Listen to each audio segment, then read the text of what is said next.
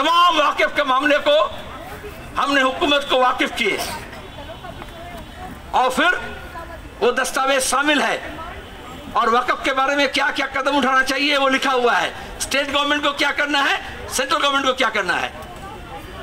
और यहां उस वक्त बंगाल में चूंकि बायामास की हुकूमत थी, हमने वक्फ ट्राइब्यूनल बनाए। वक्फ का कानून को बदल करके जो हुकूमत का या गैर हुकूमत का जो काबिज है वो एनक्रोचमेंट को दूर करने के लिए उसमें हमने कानून में तरमीम लिया है। और ट्राइब्यूनल के साथ साथ इलेक्टेड वक्फ बोर्ड बनना शुरू हुआ। मैं ये बात इसलिए कहा कि अभी जो वक्फ जेपीसी बना वो बेकार है, वो एक गलत मिजाज से बना है। जेपीसी की रिपोर्ट है, हुकूमत अगर चाहे वो पुराने हुकूमत जेपीसी को निकाल करके उसको लागू करे जो जो करना है, लेकिन वो कानून में क्यों छेड़खानी कर रहे हैं। यहां सब लोग बोलेंगे इस बारे में, मैं इसलिए कानून के बारे में ज्यादा नहीं बोलना चाहता हूं, लेकिन मैं इसलिए कहा ये स्टैंड अलोन वक्फ नहीं है। इससे पहले you read together with this triple तलाक, सीए और मुस्तकबिल में आने वाले जो कानून हैं वो सब है आपको महरूम करने के लिए। अगर वक्फ के लिए जो लोग मीडिया वगैरह लिख रहे हैं कि नहीं नहीं ये हुकूमत बहुत कुछ करेगी, अरे वो वक्फ को वक्फ की तरह नहीं देख रहे, रियल एस्टेट की तरह देख रहे हैं। उनका प्लान है मोनेटाइज करने का, रेल, एयरपोर्ट, बंदरगाह, पब्लिक सेक्टर, जिस तरह से वो मोनेटाइज कर रहे हैं, कल रोड, ब्रिज सब मोनेटाइज कर रहे हैं। ये हुकूमत अदानी अंबानी के लिए इसको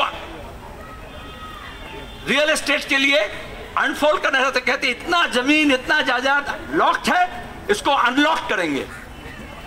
तो वो इसको जमीन और जायदाद के रूप में देख रहे हैं और हम इसको अपने धरोहर के रूप में देख रहे हैं। ये बंगाल इस बात की सबूत देती है, जब वक्फ कानून ब्रिटिश जमाने में बनी नहीं, उस वक्त हाजी मोहम्मद मोहसिन पहला वक्फ हुगली और कलकत्ते के अपने जमीन को जायदाद को वक्फ करके गए कि यहाँ के तालीम के लिए।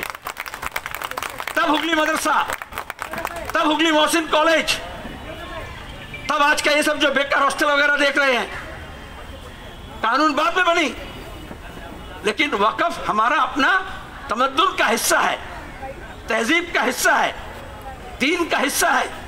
इसमें मुदाखलत हुकूमत का हम बर्दाश्त नहीं कर सकते और इस मामले में हम सब एक साथ हैं। आवाज दो, हम एक हैं। और दूसरी बात यह है, हम आवाज देने से तो नहीं होगा, कानून तो पास होगा पार्लियामेंट में।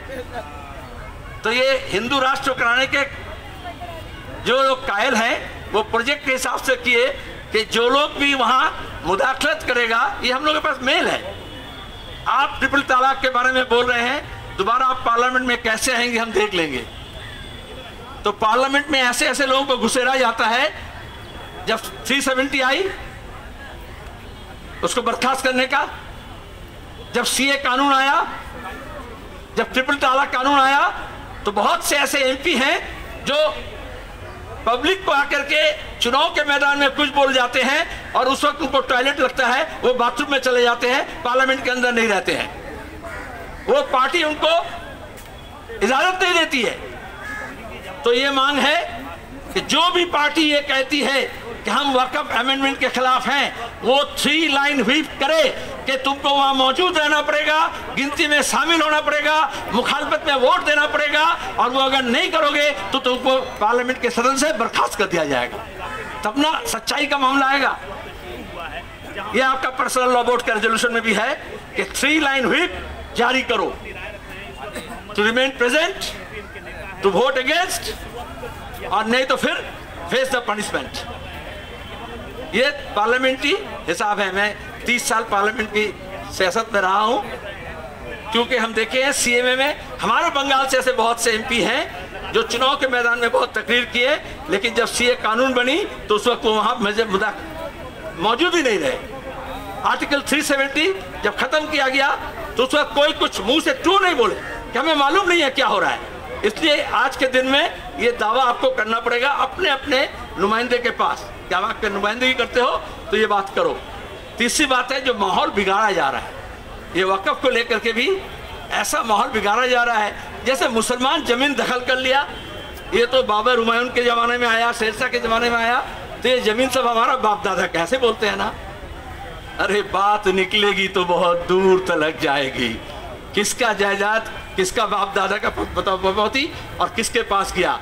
बर्नी कमेटी बनी थी इंदिरा गांधी के ज़माने में 1970 के दशक में, और बर्नी कमेटी इसलिए बनी थी जब कलकत्ता से कैपिटल दिल्ली ले जाया गया अंग्रेज के ज़माने में 1911-12 में। तो उस वक्त वहाँ के जो वक़फ़ प्रॉपर्टी थे, रायसीना हिल, आज जो राष्ट्रपति भवन देख रहे हैं, नई दिल्ली स्टेशन देख रहे हैं, निर्माण भवन देख रहे हैं, वगैरह वगैरह भवन देख रहे हैं, ये सब वक़फ़ प्रॉपर्टी उसको वो लोग लेके बनाए। लेकिन उस वक्त के मैं सलाम भेजूंगा जो वक़फ़ के मुतल्ली थे, उन लोगों ने कोई मुआवजा नहीं लिया और अभी तक वो केस चल रही है सुप्रीम कोर्ट में। अभी जरूरत था अगर वक़फ़ लेके मोदी हुकूमत को एक थोड़ा सा भी अगर ईमानदारी है तो CPWD डिपार्टमेंट और सेंट्रल गवर्नमेंट के रेल और डिफेंस के पास जितने वक़फ़ की जायदाद है वो सब वापस करो, वरना कॉम्पेंसेट करो। वो नहीं करेंगे, बाकी हमारा प्रॉपर्टी को वो हड़प करना चाह रहे हैं। मैं आखिरी जो बात करूंगा, अभी कमरुज़्ज़मान यहाँ मौजूद है, आपके मेंबर पर्सनल बोर्ड के, उनसे बात हो रही थी कि माहौल ऐसा बिगाड़ा जा रहा है। आप देखिए दाढ़ी टोपी देख करके, आप लोगों को देख करके हमें तो फिक्र है, रेल स्टेशन में, प्लेटफॉर्म में, ट्रेन में किस तरह से उसके साथ बेहुरमती की जा रही है, बेइज्जत की जा रही है। जो जुनैद के साथ हुआ, जो 1 लाख के साथ हुआ, आज वो हुगली और मालदा के लोगों के साथ हो रहा है, मुर्शिदाबाद के लोगों के साथ हो रहा है। इसलिए आपको चौकन्ना रहना पड़ेगा। ये रमज़ान महीना, उसके बाद ईद और 1 हफ्ते के अंदर रामनवमी है। ऐसा कोई माहौल नहीं बिगड़े कि हम अपने हक के लिए लड़ रहे हैं, उसके बाद ये हो कि नहीं नहीं हक को छोड़ो भैया, अगर हमारा जान को तो बचाओ। ऐसे माहौल को घेरा जा रहा है। हमने अनीस खास से लेकर के अभी तक के हालत देखे हैं। हमारा जान और माल का हिफाजत और वक़फ़ का हिफाजत, एक के साथ दूसरा मामला जुड़ा हुआ है। आप हम सब साथ साथ हैं, यही बात कहते हुए आप सबसे का शुक्रिया अदा करते हैं। शुक्रिया।